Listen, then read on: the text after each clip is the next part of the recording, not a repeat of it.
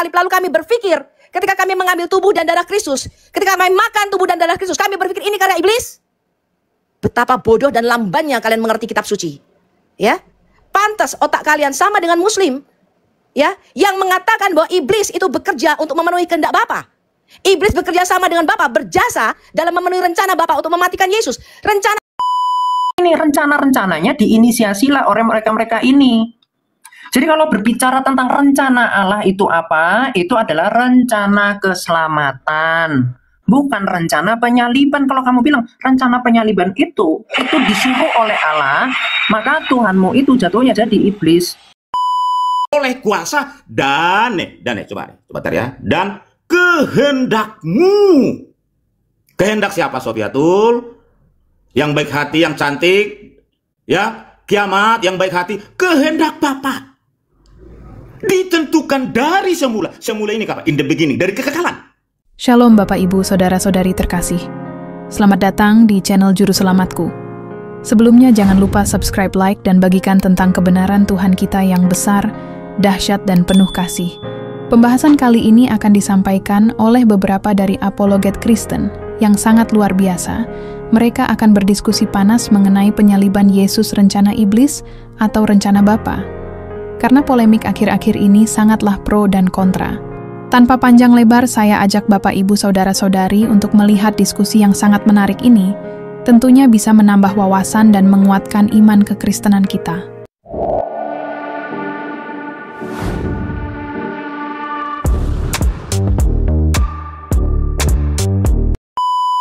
Saya mengharapkan dua aturan di sini ya berlaku.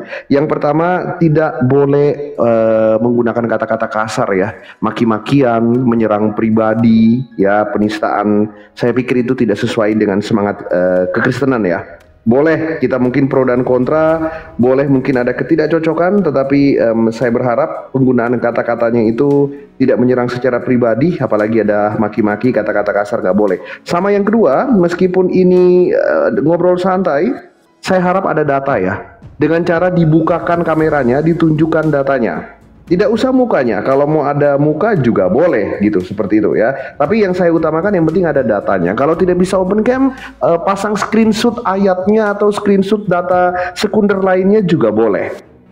Ya, nanti kalau seandainya lebih dari 2 atau 3 kali ada teman-teman tertentu yang tidak menunjukkan data, saya anggap mungkin belum siap ya. Bukan salah, tetapi belum siap untuk berdiskusi. Karena sekali lagi saya Superboy tidak pantas menentukan salah atau benar, karena ilmu saya masih sangat jauh dari hal ini. Jadi mari semoga pada malam hari ini Roh Kudus ikut bekerja, kita menemukan benang merah kebenaran dalam diskusi kita pada malam hari ini.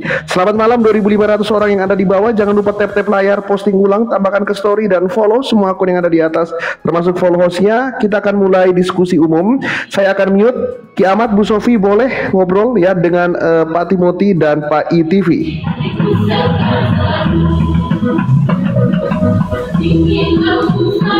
Dan kolom komentar bebas teman-teman, silakan diskusi umum dibuka. Baik, saya tanggapi dulu ya. Ya. Boleh diperbesar. Jadi saya kira dari tadi yang disampaikan itu, mohon maaf ya, tapi nggak menjawab. Misalnya bahwa Kisah para Rasul 2 ayat 23, apakah di sini ada ditulis rencana penyaliban? Ada nggak ditulis? Nggak ada. Kok diasumsikannya ini rencana penyaliban? Contoh penembakan.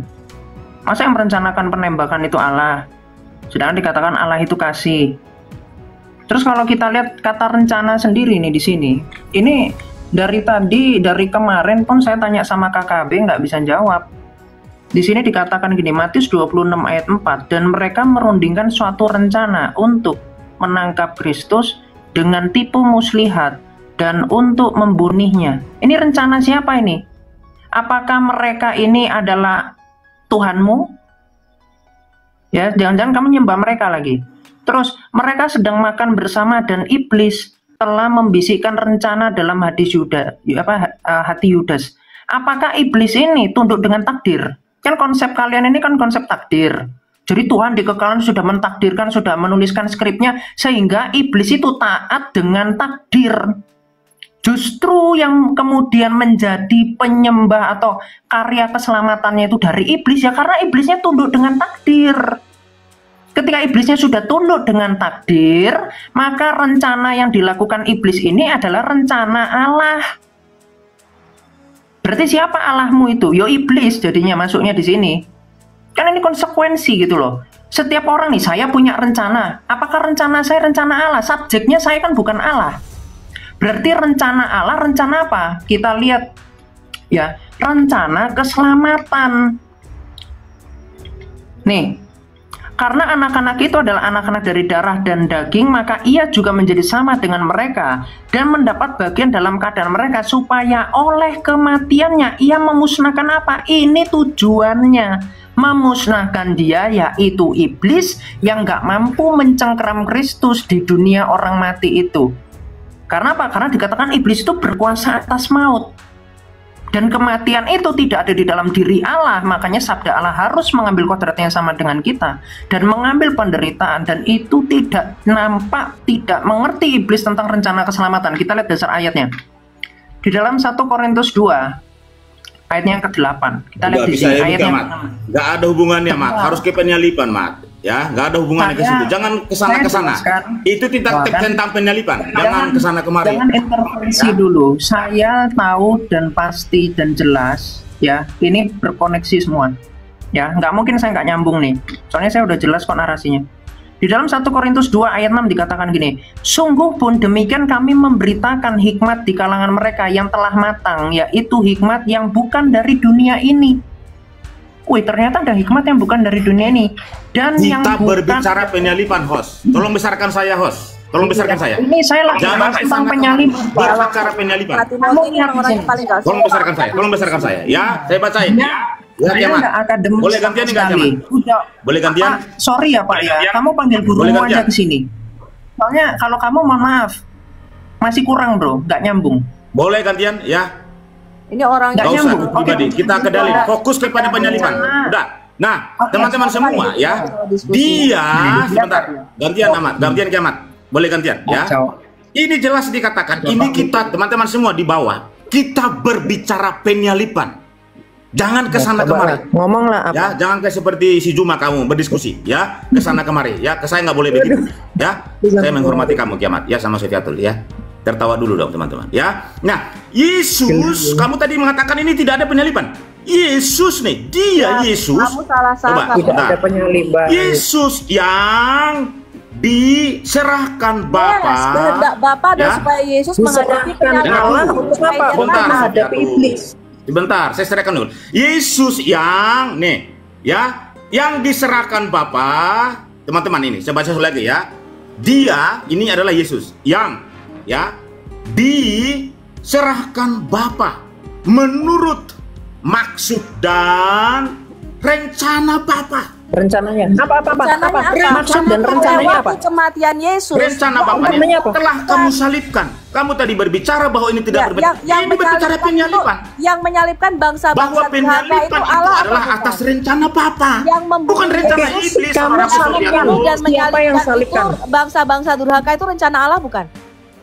Nih, dengerin baik-baik ya. Dia yang diserahkan Allah menurut maksud dan rencana Bapa telah kamu salibkan dan kamu bunuh oleh tangan bangsa-bangsa durhaka. Bangsa-bangsa durhaka yang membunuh dan menyalibkan Yesus, apakah itu digerakkan oleh Allah? Nah, justru itu bangsa-bangsa itu kan banyak Sofiatul. Izinkan saya berbicara Sofiatul. Di sana kan Allah banyak. Adalah membangkitkan termasuk Yudas, termasuk juga adalah bangsa-bangsa pada saat itu, rakyat pada saat itu. Itu artinya mereka memilih, ya, mereka memilih atas kehendaknya. Pertanyaan saya bukan itu. Dengar dulu di ayat itu. Bangsa-bangsa durhaka yang pada saat itu kan tentara Romawi. Yesus, apakah itu digerakkan oleh Roh Kudus? Bangsa-bangsa yang Anda masuk itu tentara Romawi bukan? Pak, jangan kemana-mana Pak. Ayat yang Bapak bacakan tadi. Kamu salibkan dan kamu bunuh. Ya. Oleh tangan bangsa-bangsa durhaka. Fokus di situ ya. Pak. Bangsa-bangsa durhaka itu siapa? Sebentar Pak Timothy, makanya telinga Anda harus dua ya. Bangsa-bangsa durhaka yang menyalibkan dan membunuh Yesus, apakah itu digerakkan oleh Roh Kudus? Bangsa-bangsa, kita dengarkan dulu. Bangsa-bangsa durhaka itu siapa? konsepnya rancangan loh, rancangan penyalipan, bukan masalah gerak-gerak sana sini. Pertanyaan saya jawab saja. Bangsa definisi rancangan. Bentar, Sofiatul. Sebentar, gantian Sofiatul, gantian. Apakah itu digerakkan oleh Allah, oleh Roh Kudus? Sebentar, Sofiatul.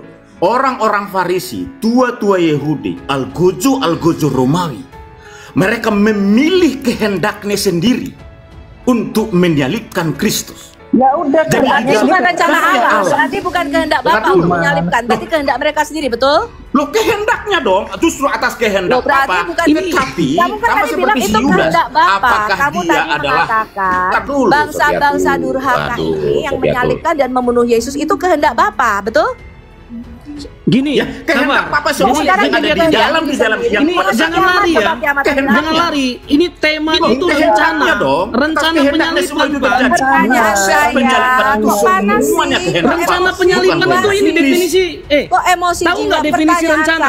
Pertanyaan saya, bangsa-bangsa durhaka yang membunuh dan menyalibkan Yesus di situ, apakah itu digerakkan oleh Allah? Dia yang diserahkan Allah itu menurut rencana siapa? Jadi gini, coba itu rencana siapa? Dia diserahkan Allah. Dua-duanya kepanasan jin goreng kiamat. Sabar. Dua-duanya kepanasan jin goreng. Sabar. Jadi Bu Sofi ini udah terlalu lama di luar Indonesia. Jadi nggak. Betul. Ini rencana loh. Ini rencana Bapa di sini, Sofiatul. Rencana Bapa. Menurut maksud dan rencana Bapa. Ini rencana Bapa. Ini sudah letterlet. Nah, sekarang saya tanya sama Sofiatul. Di mana di dalam Alkitab dari Kejadian sampai Wahyu bahwa Kristus disalibkan, rencana iblis mana tertulis letterlet? Mana tertulis? Ayo tunjukkan ke saya ayatnya, Sofiatul dan Kiamat. Di sini jelas-jelas adalah rencana Bapa. Lihat, rencananya di sini adalah Bapa.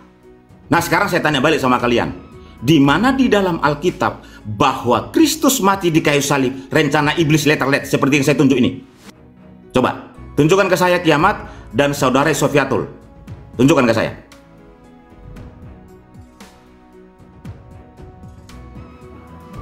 Barusan tadi sudah ditunjukkan sama Kiamat, ya, bahwa rencana membunuh dan menyalibkan Yesus itu dilakukan oleh ahli-ahli Taurat dan orang-orang Farisi atas kehendak sinaga besar ular tua itu. Atas kehendak siapa? Kerajaan iblis. Karena mereka tahu permusuhan antara kerajaan terang dan kerajaan iblis ini terjadi. Ya, terjadi sejak Kejadian pasal yang ketiga. Saya cuma mau gini, teman-teman Kristen menyadari, apakah menurut Anda kiamat yang dipersekusi, saya, Bang Edis, yang mengalami persekusi, memberitakan salib Kristus, apakah di dalam otak Anda, kita, saya, Bang Edis dan Kiamat percaya bahwa ketika kita mengambil tubuh dan darah Kristus, ketika kita memakai kalung salib di dada saya, ketika kita memberitakan karya salib, karya keselamatan Kristus, apakah kalian itu dalam otakmu itu percaya bahwa saya dan Bang Edis dan Kiamat beriman bahwa karya salib dan karya keselamatan itu adalah karya iblis? Apa yang kamu lakukan, Pak Iblis, Pak siapa nih sama si IITV ini dan Pak Timothy? Apakah kalian mengalami persekusi seperti yang Kiamat, Bang Edis dan saya alami? Apakah di otak kalian yang kecil itu kalian percaya bahwa kami ini beriman bahwa karya keselamatan itu karya iblis? Hah? Ada nggak Bang Edis mengalami penganiayaan, meninggalkan segala sesuatu, membayar harga, memikul salib, lalu kami berpikir ketika kami mengambil tubuh dan darah Kristus, ketika kami makan tubuh dan darah Kristus, kami berpikir ini karya iblis? Betapa bodoh dan lambannya kalian mengerti kitab suci. Ya, pantas otak kalian sama dengan Muslim, ya, yang mengatakan bahwa iblis itu bekerja untuk memenuhi kehendak Bapa. Iblis bekerja sama dengan Bapa, berjasa dalam memenuhi rencana Bapa untuk mematikan Yesus. Rencana Bapa dengar, lewat kematiannya dia akan mematahkan kuasa maut, yaitu dengan cara apa? Baca ayat berikutnya. Tetapi Allah telah membangkitkan Yesus, sehingga Rasul Paulus mengatakan, hai maut, hai kematian, di mana sengatmu, di mana kemenanganmu? Rencana Allah adalah rencana kebangkitan dan kehidupan. Paham? Iblis mencengkram dunia orang mati dan tidak ada yang bisa keluar dari dunia orang mati. Cara satu-satunya bagaimana? Bapa berkata, hadapi kematian itu nak. Jangan lari dari penyaliban. Taat sampai mati. Maka Efesus mengatakan apa? Karena dalam hidupnya sebagai manusia, Yesus taat sampai mati. Bahkan sampai mati di atas kayu salib. Itulah sebabnya Allah sangat meninggikan dia dan memberikan kepada Yesus nama di atas segala nama. Sehingga di dalam nama Yesus segala yang ada di langit, di bumi, dan di bawah bumi tunduk kepada nama Yesus dan mengaku dia adalah Tuhan bagi segala bangsa, bagi kemuliaan Allah Bapa kita. Bagaimana mungkin kalian mengatakan kami percaya bahwa karya salib adalah karya iblis? Tuduhan yang sangat.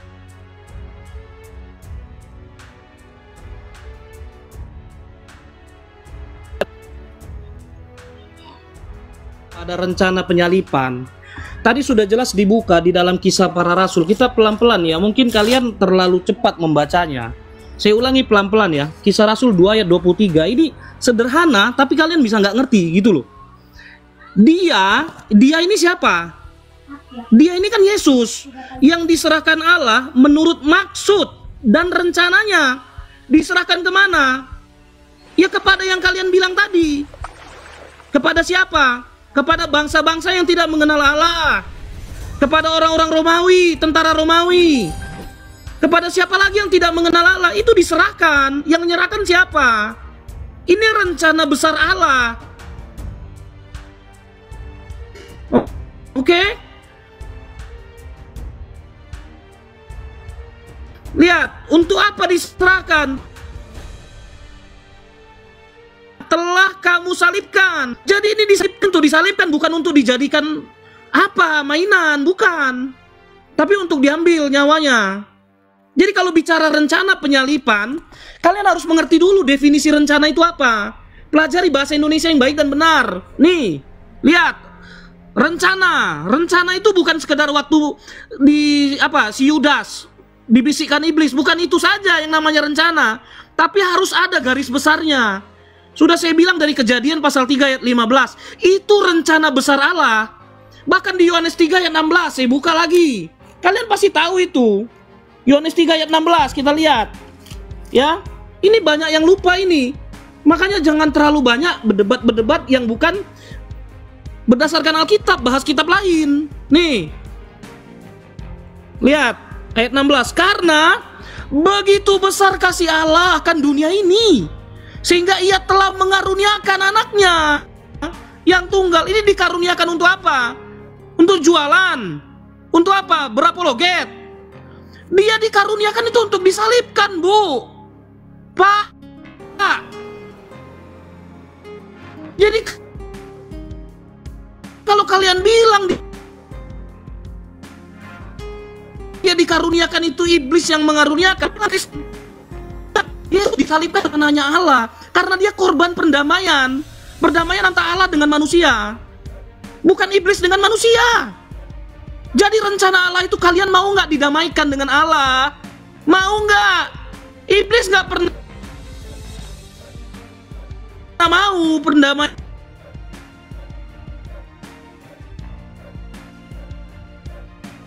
itu. Ingat itu. Saya habis, Sos. Baik, silakan di-mute Pak ITV ya. Silakan di-mute pribadi mikrofonnya. Teman-teman di bawah, saya pastikan dulu apakah jaringan saya suara terdengar jelas di bawah. Untuk teman-teman di bawah, selamat datang 3.100 orang yang ada di bawah. Kita mengucapkan terima kasih untuk kakak Mawar Berdarah yang ada di bawah, dan juga untuk kakak Baby 2. Terima kasih banyak ya untuk Bang Anton. Terima kasih banyak untuk Cece Lydia juga, dan semua kalian yang sudah mendukung. Tetapi ingat teman-teman, fokus utama kita pada malam hari ini bukan itu ya. Terima kasih untuk apresiasi kalian.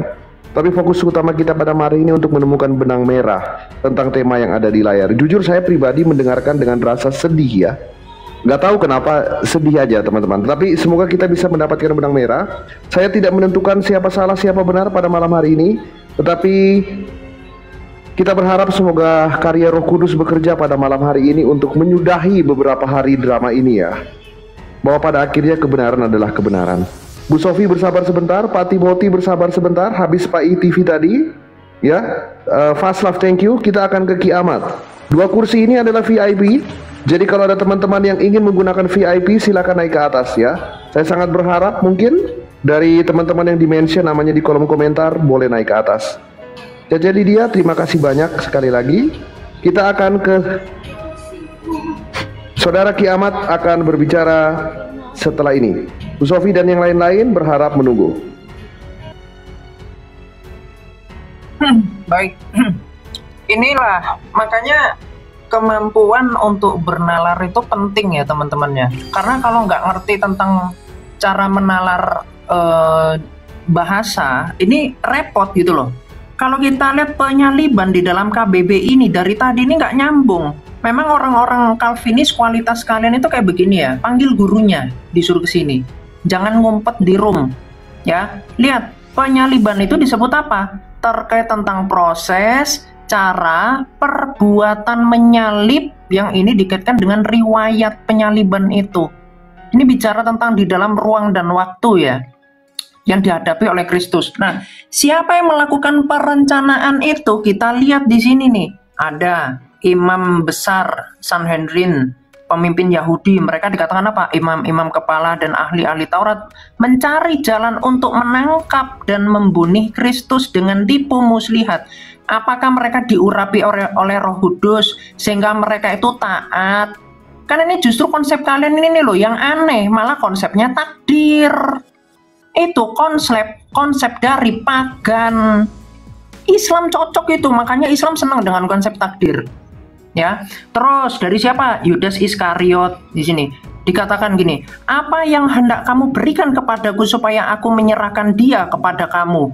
Mereka membayar 30 uang perak nih. Ini rencana-rencananya diinisiasilah oleh mereka-mereka ini. Jadi kalau berbicara tentang rencana Allah itu apa? Itu adalah rencana keselamatan, bukan rencana penyaliban. Kalau kamu bilang rencana penyaliban itu disuruh oleh Allah, maka Tuhanmu itu jatuhnya jadi iblis. Di mana Kristus bilang itu? Di dalam Yohanes 8 ayat 37 nih. Aku tahu bahwa kamu adalah keturunan Abraham, tetapi kamu berusaha untuk membunuh aku.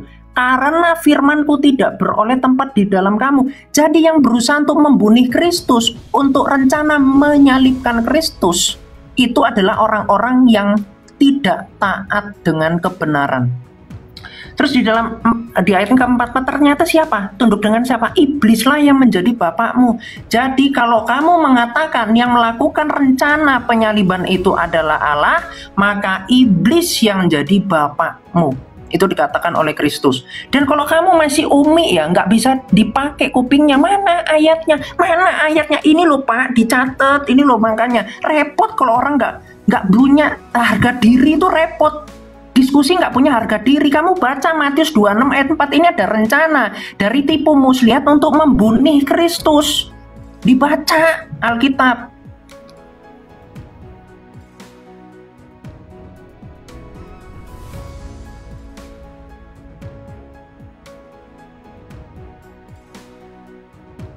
Baik, sekali lagi saya mohon maaf ya karena terpotong. 3 menit ini pasti waktu yang sangat terburu-buru. Maafkan saya. Sebenarnya ini adalah kesempatan kalian berdiskusi bebas. Tetapi sepertinya agak kurang kondusif karena saling memotong. Jadi saya kasih 1 putaran lagi. Setelah itu nanti akan dibuka kembali diskusi bebasnya. Jadi Bu Sofi, Saudara Kiamat bisa kembali berdiskusi panel dengan Pak Timothy dan Pak ITV. Seperti itu. Baik, saya akan kasih kesempatan 1 kali putaran lagi dimulai dari Pak Timothy. Setelah itu Bu Sofi akan berbicara sekali lagi, lalu Pak ITV dan ditutup oleh Kiamat. Ya, nah habis itu akan saya berikan kesempatan untuk diskusi bebas. 2 kursi ini akan kosong ya. Mungkin ada orang-orang yang bertanggung jawab langsung ingin berbicara, bisa kalau ingin naik ke atas tinggal minta naik seperti itu. No judgment. Saya ingin mendengarkan dan semoga malam hari ini kuasa Roh Kudus memberikan sedikit benang merah untuk kita belajar. Silakan Pak Timothy. Ayat di sini Kisah Para Rasul 4 ayat 27 teman-teman. Ya. Sebab sesungguhnya telah berkumpul ya di dalam kota ini Herodes dan Pontius Pilatus. Teman-teman semua ya. Pontius Pilatus beserta bangsa-bangsa dan suku-suku bangsa Israel melawan Yesus. Hambamu yang kudus, hambamu yang kudus. Inimu adalah Bapa yang engkau urapi, yang Bapa urapi untuk melaksanakan segala sesuatu yang telah engkau tentukan dari semula. Bapa telah tentukan dari semula. Dengar ini kiamat, Ibu Sofiatul. Dengerin, buka kupingmu baik-baik. Bapa tentukan dari semula. Semula. Saya ulangi lagi, semula, semula. Nah, ini balik lagi kelas-kelas 2 SD ini. Oleh kuasa dan coba bentar ya. Dan kehendakmu.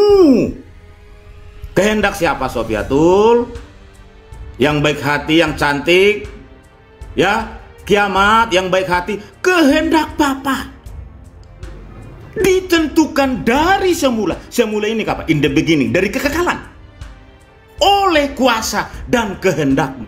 Jadi Kristus disalib sudah ditentukan oleh Bapa. Dari kapan? Dari semula. Saudara-saudara kasih dalam Tuhan yang di bawah, ini letter tertulis secara harafiah, tidak perlu ditafsir. Butuh anak PAUD, anak sekolah minggu untuk menafsirkan ini. Tapi saudara-saudara yang kasih Tuhan, maksud saya, standing point saya adalah kita butuh rendah hati aja. Kita tidak berbicara, oh saya lebih pintar, saya lebih jago, lebih vokal, lebih knowledge, tidak berbicara seperti itu Bapak Ibu. Roh hikmatlah yang memberikan kita pengertian yang benar, bahwa di dalam Kisah Para Rasul 4 ayat 27, Bapa tentukan dari semula, dari kekekalan Allah Tritunggal, oleh kuasa dan kehendakmu. Saudara-saudara kekasih dalam Tuhan, Kristus mati di kayu salib. Sudah dikatakan jadi karena begitu besar kasih Allah Bapa akan dunia ini, Dia mengaruniakan. Dikaruniakan buat apa sih? Memang harus mati Bapak Ibu. Oleh karena itulah Kristus itu harus mati di kayu salib, oleh karena ditentukan oleh Bapa dari semula dan oleh kuasa dan kehendak Bapa.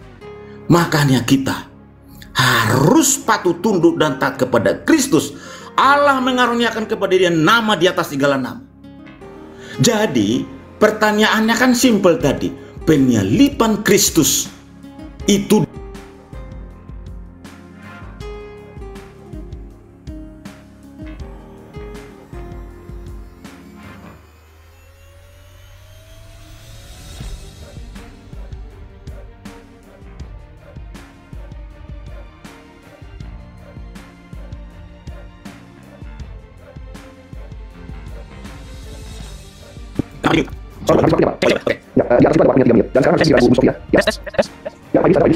Oke, ini ya. Baik, dari tadi orang-orang ini yang mengatakan Iblis bekerja sama dengan Allah.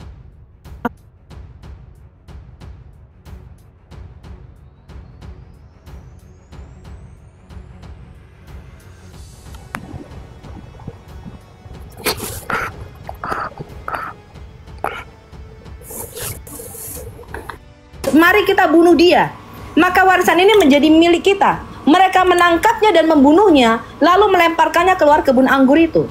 Ini adalah bicara mengenai Mesias yang akan ditangkap, dibunuh, dan dikatakan batu yang dibuang oleh tukang-tukang bangunan telah menjadi batu penjuru. Pertanyaan saya kembali lagi, Anda tidak menjawab di Kisah Rasul 2. Digerakkan oleh siapakah bangsa-bangsa durhaka yang menyalibkan dan membunuh Yesus?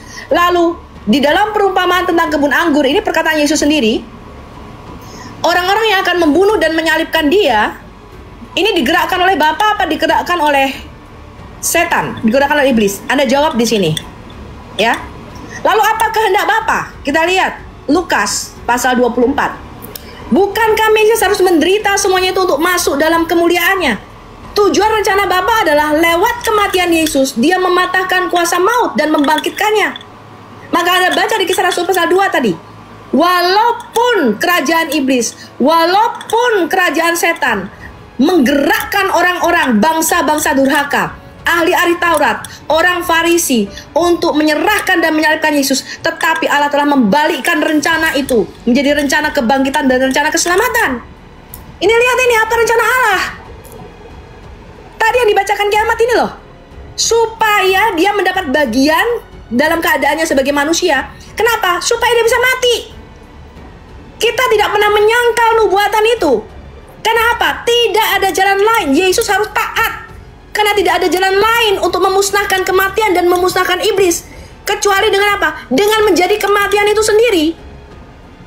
Maka oleh kematian Yesus, dia memusnahkan dia, yaitu iblis yang berkuasa atas maut. Ini jelas. Rencana Allah adalah rencana membangkitkan dia dengan mematahkan kuasa maut. Tidak ada jalan lain. Maka Yesus harus mati menebus kita. No other way. Dia memang harus mati. Dia sendiri berkata 4 kali, tidak ada jalan lain. Betapa bodoh dan lambannya kamu untuk mengerti kitab suci, bahwa Mesias harus menderita, mati, disalibkan, dan bangkit pada hari ketiga. Itu rencana Allah. Itulah rencana keselamatan Allah. Tapi rencana membunuh dan menyalibkan oleh tangan bangsa-bangsa durhaka, ahli-ahli Taurat dan orang Farisi, itu jelas dari kerajaan kegelapan. Maka dikatakan tadi, aku bacakan Wahyu pasal 12, naga besar yaitu iblis yang akan menelan Mesias ketika Mesias dilahirkan. Bagaimana mungkin Anda mengatakan yang ingin menelan dan mematikan Yesus itu adalah Bapa? Bapa berkehendak dengan kematian anaknya, anak tunggalnya. Maka apa? Karena begitu besar kasih Allah akan kepada kita, kepada kamu dan saya. Maka nggak ada cara lain. Memang Yesus harus memusnahkan kuasa maut dengan menjadi maut itu sendiri, dengan menanggung kutuk dan hukum dosa kita. Bagaimana mungkin kalian mengatakan iblis itu berjasa kepada Allah dengan memenuhi kehendak Bapa? Bagaimana mungkin Anda berkata iblis itu bekerja sama dengan Bapa untuk menyalibkan Yesus? Sungguh nekat yang nyata. Ya. Dan ingat, sama seperti Yusuf, sama seperti Musa ketika ada rencana pembunuhan. Sekalipun mereka perkara yang jahat, tapi ingat, Allah tetap berdaulat.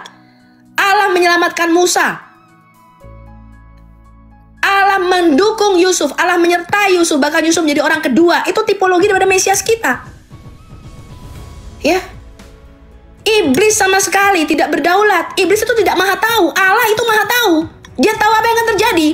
Sama seperti Allah tahu bahwa manusia akan jatuh ke dalam dosa, maka dia menyediakan penebusan bagi kita. Sejak kekal dia tahu nanti manusia ciptaannya akan jatuh dalam dosa, dan caranya mau gak mau harus ditebus. Tapi bukan berarti Allah itu inisiator daripada dosa Adam. Bukan berarti supaya Yesus bisa mati di atas kayu salib menjadi penebus dan juru selamat kita, maka Allah merekayasa bekerja sama dengan iblis untuk menyalibkan Yesus. Sungguh nekat yang nyata Anda. Ya, Anda nggak bisa membedakan rencana menyalibkan Yesus dengan rancangan Allah sejak kekal untuk menyelamatkan kita. Nekat yang nyata Anda. Dan jangan pernah mengira persekusi yang kami alami, kiamat, saya, Bang Edi sampai dikejar-kejar. Ya, kalian kan ingin tuh membuka identitas kita. Silakan, saya tantang Anda. Ya, kita lihat sendiri, pengkhianat itu memang berasal dari orang Kristen. Ya, yang makan semeja duduk dengan kita. Silakan Anda lakukan itu, saya tunggu.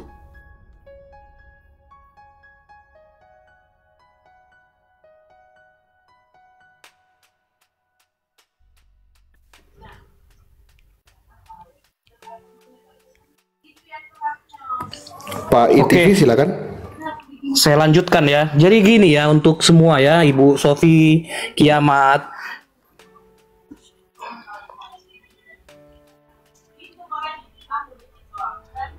Lihat monitor. Kok ada suara Bu Sofi masuk? Lihat. Jadi gini ya, di dalam Yesaya pasal 53 ayat 54, pasal 53 ayat 10. Di sini jelas, tetapi Tuhan, lihat. Tuhan berkehendak meremukkan dia dengan kesakitan, ya, apabila ia menyerahkan dirinya sebagai korban penebus salah, ya. Di sini yang berkehendak iblis atau Tuhan, ya. Ini baca ini, siapa yang berkehendak, iblis atau Tuhan?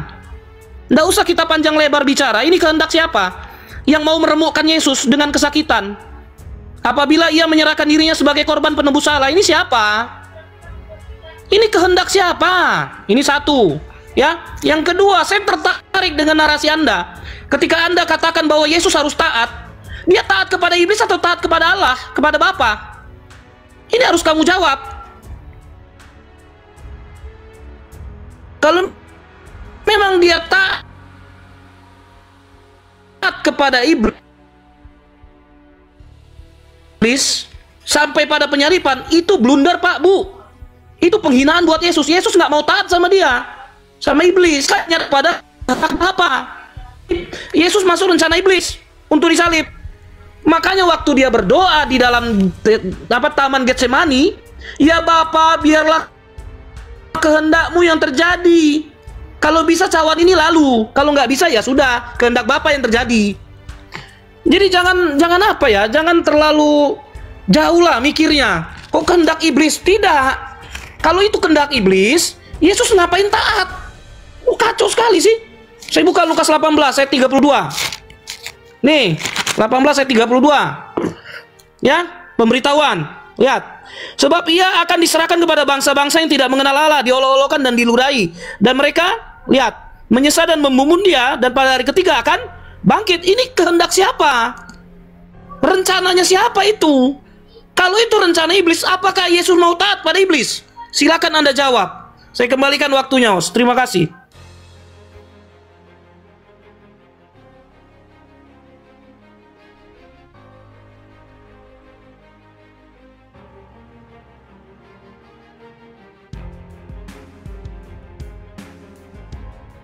Ya, seperti yang saya sampaikan sebelumnya, room ini pada malam hari ini saya buka dengan saya tidak akan menentukan siapa salah siapa benar ya, berbeda dengan program sebelumnya.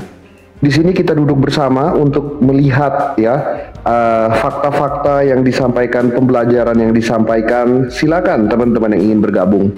Baik itu pendapat dari Bu Sofi, pendapat dari Kiamat, pendapat dari Pak Timothy, pendapat dari Pak ITV. Kita dengarkan dan saya berikan kembali kepada teman-teman semua di bawah untuk kita memilah-milah. Kita berharap bahwa Roh Kudus bekerja pada malam hari ini.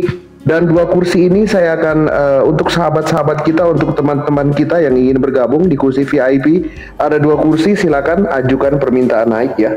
Bergabung karena saya mendengarkan sambil mencatat gitu. Ini juga hal yang sebagai pembelajaran dalam keimanan kita biar kita bertumbuh dewasa bersama. Jadi kalau ada teman-teman yang ingin bergabung, silakan. Atau mungkin yang dari tadi namanya dimention di kolom komentar ya. Saya nggak tahu kenapa dari tadi ada beberapa nama yang terus dimention di kolom komentar. Silakan bergabung sebelum nanti kita akan pindah ke speaker berikutnya, teman-teman. Masih ada 2 kursi lagi. Saya coba cek ya. Saya coba cek kalau ada teman-teman yang mungkin mau ingin bergabung, saya akan kasih kursi lagi ya. Di kursi VIP, tapi mungkin belum ada yang bergabung. Baik, oke. Kita akan kasih kesempatan teman-teman bersabar, nanti akan ada diskusi umum. Kiamat akan berbicara setelah ini. Bang Siratul Mustaqim, terima kasih banyak teman-teman yang belum absen. Silakan love orange-nya biar room kita kuat. Absen aja, yang lain nggak usah teman-teman. Mari kita dengarkan pengajaran yang sangat berharga ini ya. Ini pengajaran yang tidak bisa dibayarkan dengan uang gitu. Dan posting ulang, bagikan. Dari tadi kalian lihat bahwa ini sudah sangat kencang banget ya, tetapi room kita masih aman. Puji Tuhan, luar biasa. Waktunya sebenarnya saya akan mulai dari Pak Justin ya. Nah, tetapi Pak Justin jatuh lagi, saya akan coba terima sekali lagi. Dan 1 kursi lagi ini akan untuk senior dari orang yang saya hormati ya. Pak Bombom akan saya siapkan kursinya. Dan tolong jangan ada yang buka mikrofon. Saya akan langsung mulai dari Pak Justin Peter. Sambil menunggu teman-teman, saya mengucapkan terima kasih kepada kakak JJ yang ada di bawah ya, kakak JJ NIC, terima kasih. Dan untuk Cece Lydia dan semua orang yang mendukung room ini, terima kasih banyak. Dibantu tap-tap layarnya dan follow roomnya, love orange teman-teman semuanya.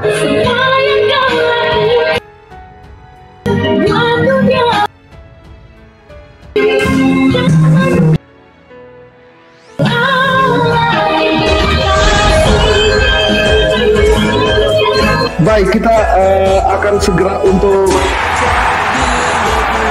astaga.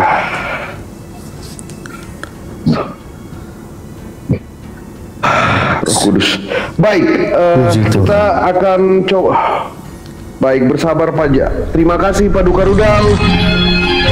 Baik, bersabar sebentar teman-teman ya Pak Ja. Kita biar nanti tidak Terima kasih banyak, kita ucapkan sekali lagi untuk Pak Duka Rudal ya. Terima kasih banyak sudah. Wow. Satu dukungan lagi juga untuk Bu Sofi dari Pak Duka Rudal yang selalu mendukung Rumus Superboy di program apapun. Terima kasih banyak. Satu lagi dukungan untuk Pak Justin Peter. Terima kasih banyak. Sekali lagi terima kasih banyak ya. Ini nggak fair deh. Pak Duka Rudal sekali lagi terima kasih banyak. Terima kasih banyak. Kaos bagaimana nih ceritanya? Ngomong aja belum dia. Belum. Nah itu dia Bu Sofi, nanti kita adili setelah ini ya Bu Sofi ya. Saya Superboy. Saya izin live. Terima kasih Pak Superboy. Ibu Sofiatul, ya Pak. Mau kemana Pak Timothy? Baru mau diskusi lagi semua. Pak Timothy? Kalau ada kata-kata salah, saya mohon maaf. Ya. Intinya Pak begini, Superboy Pak dan Ibu Sofiatul dan kita semua tetap Pak percaya Kiamat, Yesus, kita terus percaya berkarya buat Kristus. Ya. Saya mengasihi teman-teman semua dan saya juga mengasihi room ini. Bang Justin, terima kasih. Tetaplah berkarya buat Kristus. Allah Tritunggal mengasihi kita semua. Saya Timothy Lewis, saya mengasihi kalian di dalam Kristus. Tuhan baik buat kita semua. Puji Tuhan. Makasih Bang Superboy. Tuhan memberkati. Baik, sama-sama Bang Timothy. Izin lihat Bapak Ibu semua. Terima kasih banyak. Baik. Sekali lagi Pak Duka Rudal, terima kasih banyak ada di bawah. Kita sambut dulu ya. Ini saya belum buka timernya. Saya buka diskusinya Pak Justin. Selamat malam. Shalom Pak Justin. Shalom, selamat malam Bang Superboy. Baik. Kenapa Pak Justin ini kalau naik selalu tamu saya turun Pak? Ini kebiasaan Bu Sofi, Kiamat ya, Pak ITV. Kalau Kanda Justin naik ini tamu-tamu saya turun. Kenapa Pak Justin? Saya agak merasa ini ya kurang ya Pak Justin. Kok saya biasanya yang turun kenapa itu tamu saya turun Pak?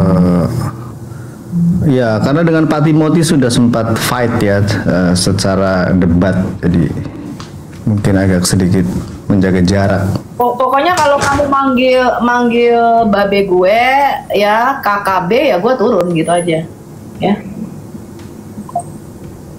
Biar takut banget dia ngadepin. Baik. Iya, kenapa Pak Bobo malah sini? Kurang tahu, tadi udah sempat main di sini, terus sudah sempat wave juga gitu loh. Kalau Pak Bobo mau ada waktu mau gabung boleh. Kalau seandainya Pak Bobo ngerasa ada kesibukan ya nggak apa-apa gitu. Pak ITV punya golden card, mau rekomendasikan siapapun yang naik ke atas. Kalau mau bergabung boleh, silakan gitu. Aduh sekali lagi terima kasih. Pak Justin ada mohon izin Pak, legal standing, ada yang mau disampaikan di awal boleh. Pak Iblis bersabar, nanti akan dimulai oleh Pak Iblis timernya lagi. Silakan Pak Justin. Mau izin turun Pak Superboy. Wah, mau kemana? Mau turun? Iya, beta mau izin turun karena sudah ada Pak Justin, sudah biar Pak Justin saja. Beta mau izin begitu. turun, mungkin iya Pak Superboy. Oh baik, ya tidak ada paksaan diskusi sebenarnya. Kalau memang ada kesibukan atau ada mau mungkin open live atau apa boleh. Terima kasih banyak Pak ITV ya. Ya, minta maaf yang sama semua ya kalau ada salah kata, beta mohon maaf dan Tuhan Yesus memberkati buat kita semua ya. Salam semuanya. Baik, salam semuanya. Kok saya jadi kesel sama Pak Justin ya. Ini kenapa Anda kok pada turun gitu? Ya begitulah penjelasan dari beberapa apologet Kristen yang luar biasa, yang sudah mereka sampaikan dengan perspektif masing-masing. Bagaimana menurut pendapat Bapak Ibu, Saudara-saudari setelah melihat video tersebut? Tentu kita semua pasti merasa terberkati dan juga menambah wawasan tentang Juru Selamat kita, yaitu Tuhan Yesus Kristus. Mari kita sama-sama belajar terus tentang kebesaran dan kebenaran Tuhan Yesus Kristus melalui video-video selanjutnya. Shalom, dan Tuhan Yesus memberkati.